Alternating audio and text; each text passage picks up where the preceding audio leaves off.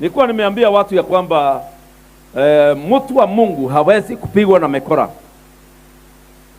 na watu wakawa na imani sana, wakawa naomba anafanya hivi, kaambia mkora akikuelekea chini. Na kuna mkora mwingine alitaka kupiga pastor risasi hapa Githurai. Alikuwa na AK47 akapiga pastor risasi 6 kwa tumbo. Hakuna hata moja iliingia, na pastor alikuwa na shati. Wakamwangalia wakamwambia, kwani hazingi? Akamwambia anaitwa Jehova, Mungu wa mbinguni. Akawapigisha magoti na 47 yao wakaokoka. Hiyo ilikuwa ushuhuda wangu Sunday hiyo. Nikamwambia mlisekea na mlijionea. Na mimi wiki hiyo Friday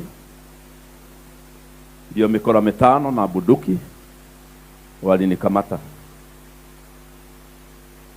na wakaiba sadaka na wakanibeba wakanitupa na huko town. Baada ya Sunday nilikuwa nimeambia Mungu atafute mtu mwingine wa kuhubiri.